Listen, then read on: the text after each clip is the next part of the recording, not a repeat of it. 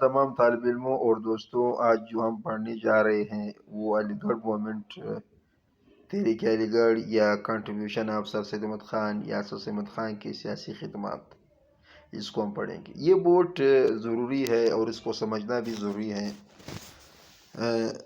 کہ سر سید احمد خان کون ہے، اور اس کی خدمات کے حوالے سے ہم بات کریں گے۔ کیوں یہ ابھر گئے، یہ کیوں ضرورت پیش ہوئی، علی گڑھ موومنٹ کی ضرورت کیوں پیش ہوئی، اور کیوں سر سید احمد خان نے ایک کوشش کی مسلمانوں کو جگانے کے لیے۔ سر سید احمد خان کو پڑھنے سے پہلے ہمارے لیے ضروری ہے کہ 1857 جنگ آزادی کے بعد ہندوستان میں جو بڑی تبدیلی ہوئی وہ یہ ہوئی کہ جو مسلمان جو اقتدار میں تھے وہ تو اقتدار سے محروم ہو گئے، اور دوسری جو نظام تعلیم تھے وہ انگریزی میں تھے۔ یعنی اس سے پہلے اگر آپ برطانیہ کے یا ہندوستان کے نظام تعلیم کو دیکھ لیں تو اس وقت جو ہمارا نظام تعلیم تھا وہ یا فارسی میں تھا یا عربی میں تھا یا ہندی میں تھا۔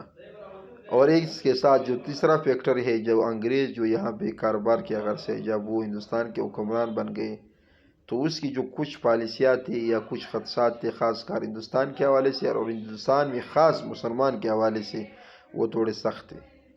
تو اس وقت ایک بندہ اٹھتا ہے جس کا نام سر سید احمد خان ہے، جس کو بعض ہسٹورین اس کو کہتے ہیں کہ یہ انگریزوں کا پپٹ ہے۔ وہ کیوں ہے وہ بعد میں آپ کو بتاؤں گا۔ بعض کہتے ہیں کہ اس کو مسلمانوں کے جو زوال وہ دیکھ رہے تھے اس کو جگانے کے لیے اس نے کردار ادا کیا۔ بعض کہتے ہیں کہ یہ وقت کی ضرورت تھی۔ مختلف اس کے بارے میں تھیوریز ہیں، ہم اس میں جانا نہیں چاہتے۔ ہم بنیادی طور آج جو پڑھیں گے سر سید احمد خان کی بائیوگرافی کو پڑھیں گے، اور ساتھ ہی ساتھ ہم سر سید احمد خان کی جو تعلیمی خدمات ہے یا علی گڑھ موومنٹ ہے اس کو پڑھیں گے۔ کل پھر ہم اس کو کوشش کریں گے کہ اس کے باقی جو خدمات ہے، خاص کر پولیٹیکل فلاس تھیوری، اس کی جو سیاست کے حوالے سے جو نظریہ ہے یا فکر ہے وہ پڑھیں گے، اور باقی اس نے کچھ جو کتابیں لکھی جس میں مسلمان اور انگریز کے درمیان تعلق کو بہتر بنانے کی ایک کوشش کی ہے۔ صحیح۔ سر سید احمد خان 17 اکتوبر 1818 کو دہلی میں پیدا ہوئے۔ اس کے والد کا نام میر متقی تھا، اور بہت ہی جلد اس کے والد جب فوت ہو گئے تو 1839 میں یہ ایسٹ انڈیا کمپنی میں کلرک کے طور پر ملازم ہو گئے۔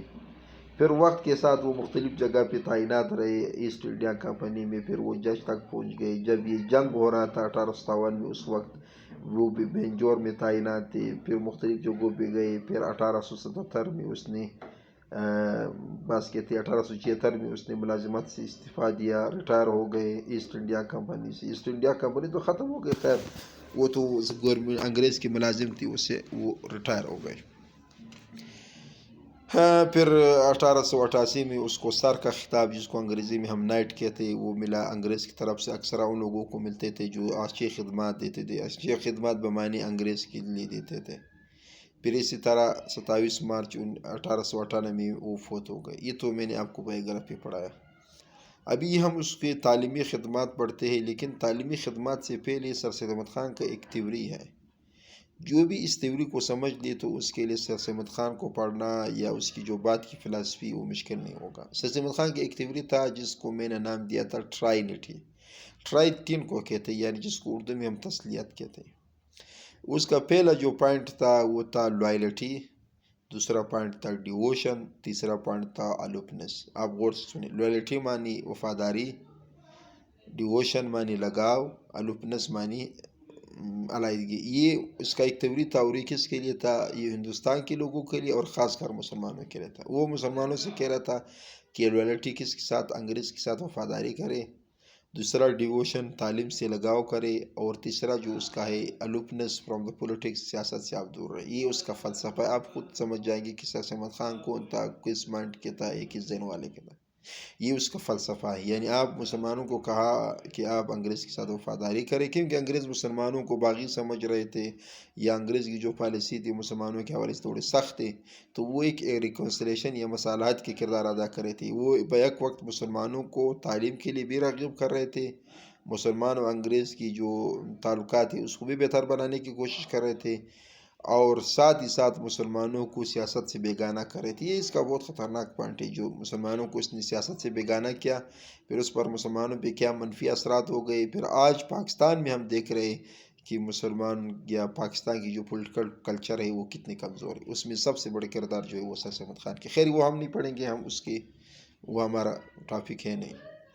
تو آج ہم آتے ہیں اس کی جو تعلیمی خدمات ہے. ایک چیز آپ یاد رکھیں، کبھی کوشچنز آتے ہیں کنٹریبیوشنز آف سر احمد خان یا سر احمد خان کی جو خدمات ہے، پھر اس میں آپ سیاسی، مذہبی، معاشرتی اور تعلیمی خدمات پڑھیں گے. لیکن کبھی آ جاتے ہیں اس کی تعلیمی خدمات، ایجوکیشنل سروس، پھر آپ نے صرف وہ لکھنا ہے، یا پولیٹیکل سروس پر آپ نے لکھنا ہے.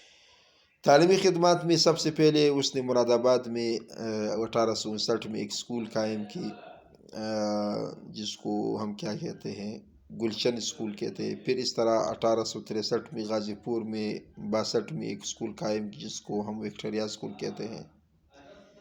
پھر 1863 میں اس نے ایک سائنٹیفک سوسائٹی قائم کی. سائنٹیفک سوسائٹی کا بنیادی مطلب یہ تھا کہ جو انگریز کی جتنی لٹریچر تھی یا اس کی سائنس یا باقی جو تھی، اس کو وہ ٹرانسلیٹ کرتے تھے انگریزی سے لوکل یعنی فارسی یا اردو یہ زبانوں میں. اب اکثر اسٹوڈنٹ اس کو سائنٹیفک سوسائٹی کو سائنس کی طرف لے جاتے، لیکن سائنٹیفک سوسائٹی کا بنیادی مقصد کیا تھا کہ وہ جو جتنی بھی انگریزی لٹریچر یا انگریزی ادب یا وہ جو چیزیں تھیں سائنس، اس کو، کیونکہ اس وقت مسلمان انگریزی سے اتنی بلد نہیں تھے یا مسلمان انگریزی تعلیم حاصل نہیں کر رہے تھے، تو وہ ساری چیزیں اس میں ٹرانسلیٹ کر رہے تھے.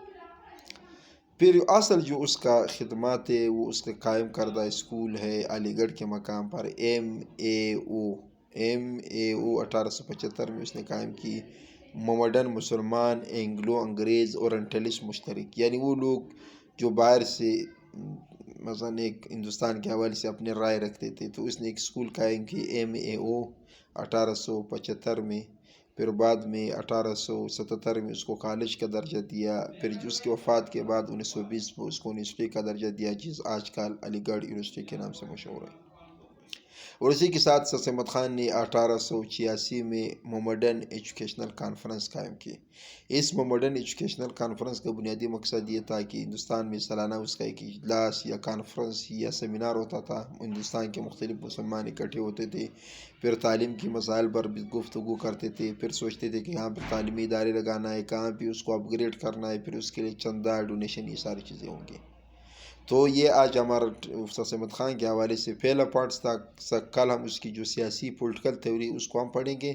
تو آپ کیا رکھیں، اس کی یہ خدمات رکھیں، اور جو میں نے آپ کو نظریہ پڑھایا تھا وہ آپ رکھیں. پھر آپ خود ایک طالب علم کے ہونے کے ناطے آپ اس میں اندازہ لگائے کہ سر احمد خان مسلمانوں کے لیے کتنی مفید تھا اور کتنے نقصان دہ تھے. یہاں بھی اس نے، میں نے آپ کو بتایا تھا کہ اس نے 3 کوشش کی: مسلمانوں کا انگریزی کی طرف راغب کرنا، مسلمان و انگریز کی دوستی کو بحال کرنا، مسلمانوں کو سیاست سے دور رکھنا.